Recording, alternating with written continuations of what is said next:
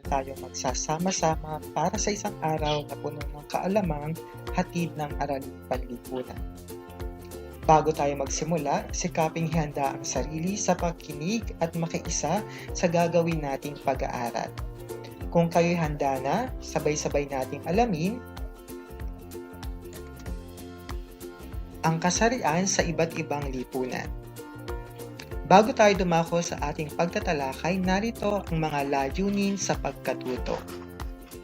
Una, magagawa mong matalakay ang mga uri ng kasarian at sex at gender roles sa iba't ibang bahagi ng daigdig. Ikalawa, magagawa mong mataya ang bahaging ginagampanan ng kasarian sa iba't ibang larangan ng institusyon. At magagawa mong maihambing ang katatayuan ng kababaihan, lesbians, gays, bisexuals at transgender sa iba't ibang bansa at rehiyon.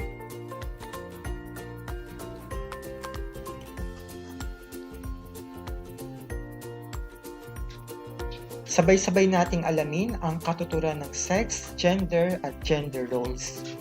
Ano nga ba ang pagkakaiba ng sex at gender?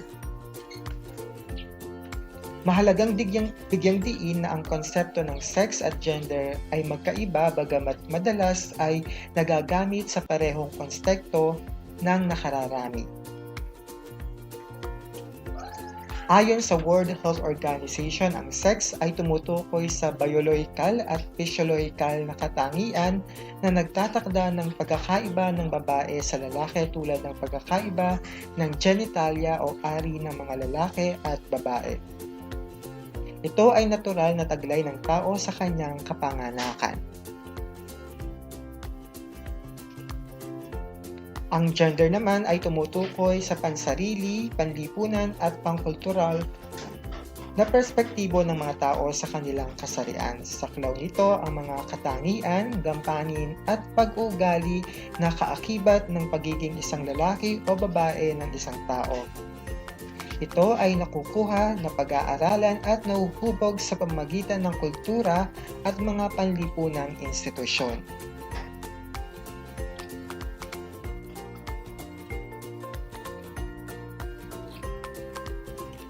Talakayin naman natin ang sexual orientation at gender identity.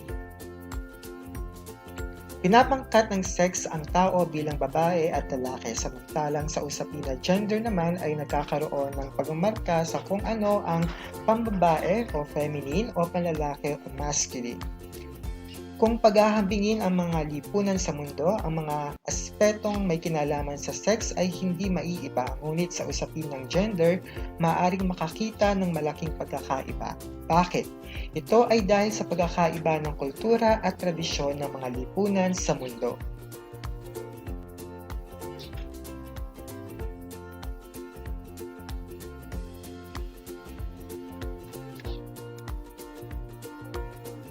Sinasaklaw ng sexualidad o sexuality ang konsepto ng sexual orientation at gender identity.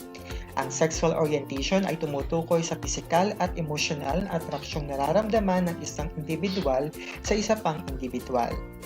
Ang gender identity naman ay tumutukoy sa nararamdaman o pinaniniwala ang kasarian ng isang tao, maging ito man ay akma o hindi sa kanyang taglay na sex. Sa madaling salita, ang sexual orientation ay nalalaman sa pamamagitan na kung kanino nagkakagusto at nakakaramdam ng romantikong atraksyon ang isang individual. Samantalang ang gender identity naman ay makikita sa paraan kung paano manamit, kumilos at kung paano nakikita ng isang individual ang sarili, lalaki, babae o wala sa nabanggit. Bagamat may malaking kaugnayan sa sex at gender, ang sexuality ay hindi otomatikong itinatakda ng mga tao. Ito ay hinuhubog ng ilang mahalagang salik tulad ng kultura, pagpalaki, upbringing, impluwensya mula sa kaibigan at media.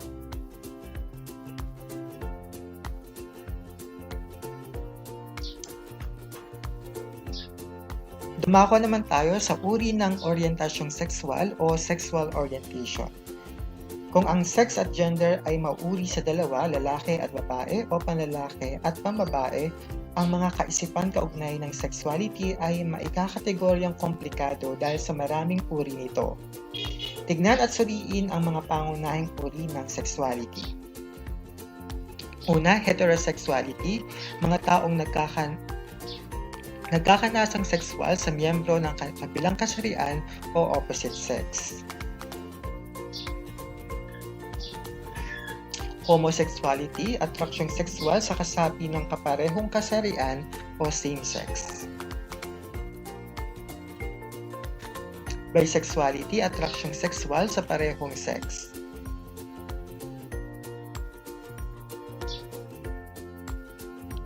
Pansexuality o omnisexuality, atraksyong sexual sa anumang kasarian, tinuturing na gender blind. Hindi mahalaga ang sex o gender sa atraksyong sexual.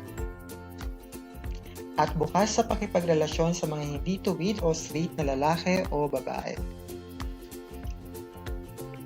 At ang asexuality, kawalan ng atraksyong sexual sa kanino man, hindi aktibo sa mga gawaing sexual o sexually inactive o walang sexual na pagnanasa.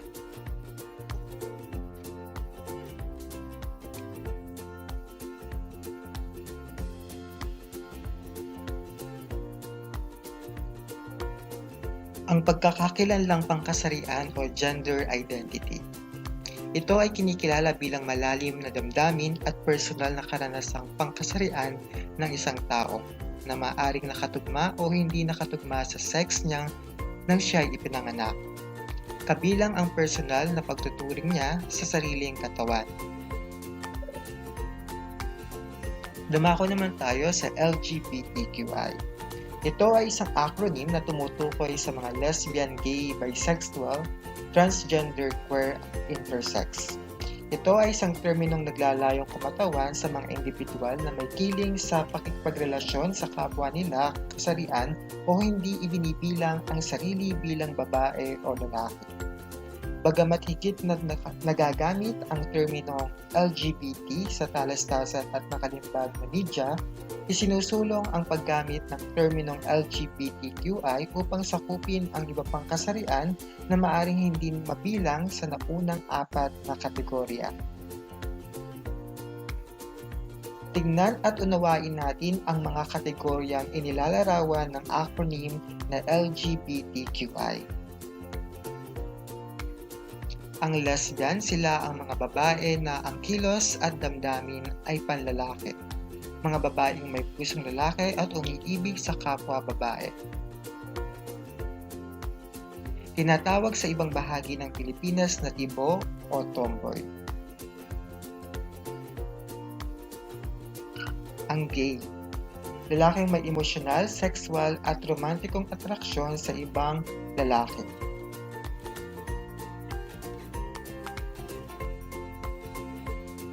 Bisexual, individual na may emosyonal, sexual at romantikong atraksyon sa parehong sex, naakit kapwa sa babae at lalaki o nauugnay sa heterosexual at homosexual na mga gawain.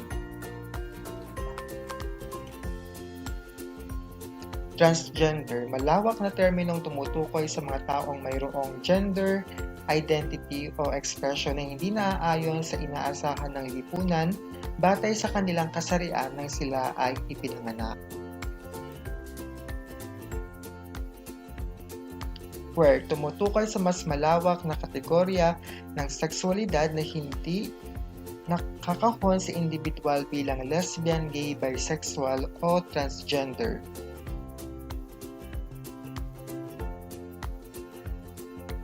Intersex, kondisyon kung saan hindi matukoy kung lalaki o babae ang isang individual. Maaring dulot ng pagkaroon ng dalawang ari o hermaphrodite o kakaibang kombinasyon ng chromosomes at hormones. Talakay naman natin ang gender roles sa Pilipinas. Ang binukod, ito ang mga babaeng itinatago sa mata ng publiko, itinuturing silang prinsesa. Alamin naman natin ang katayuan at gampanin ng babae at lalaki sa iba't ibang panahon. Bago dumating ang mga Espanyol o panahong pre-kolonyal, mayroong Boxer Codex noong 1595 na nagsasaad na ang mga lalaki ay pinapayagang magkaroon ng maraming asawa, subalit maaring patayin ng lalaki ang kanyang asawang babae sa sandaling makita niya itong kasama ang ibang lalaki. Ang pagwawakas ng pagkakatali sa kasal. Kung gustong hiwalayan ng lalaki ang kanyang asawa, maaari niya itong gawin sa pamamagitan ng pagbawi sa ari-arian. Subalit kung ang babae ang magnanais na hiwalayan ang kanyang asawa, wala siyang makukuhang anumang pag-aari. Noong panahon ng Espanyol, limitado pa rin ang karapatang taglay ng kababaihan kumpara sa mga kalalakihan. At nung panahon ng mga pag-aalsa at revolusyon, ang mga kababaihan ay tumulong sa adhikain ng mga kalalakihan o katipunero na labanan ang pang-aabuso ng mga Espanyol. Noong panahon naman ng Amerikano, nagdala ng ideya ng kalayaan, karapatan at pagkakapantay-pantay sa Pilipinas. Sa panahon ng mga Hapones, ang kababaihan sa panahong ito ay kabahagi ng kalalakihan sa paglaban. At sa kasalukuyan, marami ng pagkilos at batas ang isinusulong upang mapagkalooban ng pantay na karapatan sa trabaho at lipunan ang mga babae, lalaki at LGBT. Alamin naman natin ang gender roles sa iba't ibang lipunan ng mundo. Sa Africa at Kanlurang Asya, may 125 milyon na kababaihan, bata at matanda ang biktima ng female genital mutilation o FGM sa 29 na bansa sa Africa at Kanlurang Asya. Ang female genital mutilation o FGM ay isang proseso ng pagbabago sa ari ng kababaihan, bata o matanda nang walang anumang benepisyong medikal. At sa Saudi Arabia, nananatili ang kaharian ng bansang ito sa paghihigpit sa mga kababaihan sa pagboto at pagmamaneho. Sa South Africa naman, kaso ng gang rape sa mga lesbian o tomboy. At sa New Guinea, ang Arafash ay nangangahulugang tao, ang mga babae at mga lalaki ay kapwa maalaga at mapag-aruga. At ang Mundugamar ay kilala rin sa tawag na biwat. Ang mga babae at mga lalaki ay kapwa matapang, agresibo, bayolente at naghahangad ng kapangyarihan o posisyon.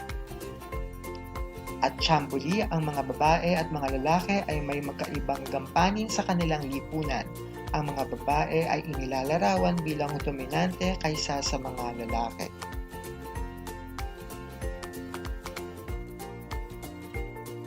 Mahalagang maunawaan na bawat kasarian ay mahalaga at bawat isa ay may nakaatas na gampanin at tungkulin. Hindi nalilimitahan ang kakayahan at karapatan ng isang individual dahil lang sa kanyang kasarian. Bawat isa ay pantay-pantay sa kahit anong aspeto. Narito ang mga gawain. Para sa unang araw, hanapin sa loob ng kahon ang kaisipang inilalarawan sa bawat bilang. Isulat lamang ang titik. Narito ang isang halimbawa. Atraksyong sexual sa parehong sex. Ang pagpipilian: A. Heterosexuality, B. Homosexuality, C. Asexuality, D. Bisexuality.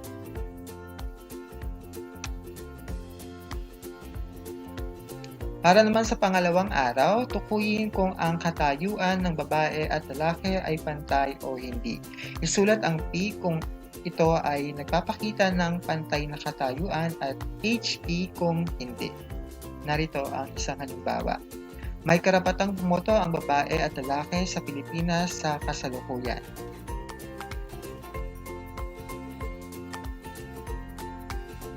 Ang sagot ay P, ito ay nagpapakita ng pantay na katayuan.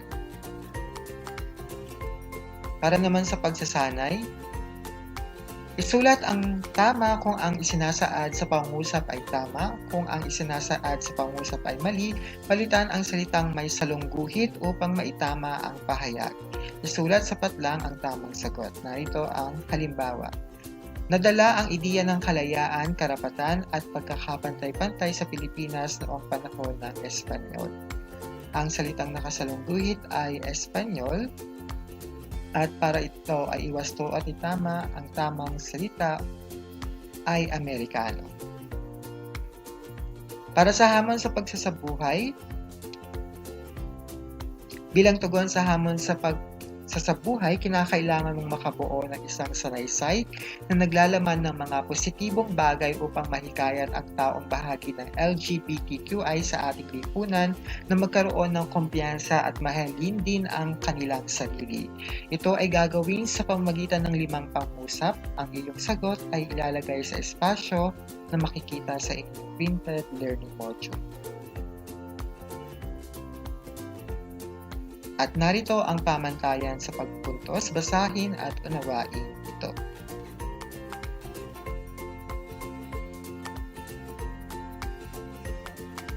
Maraming salamat sa inyong pakikinig.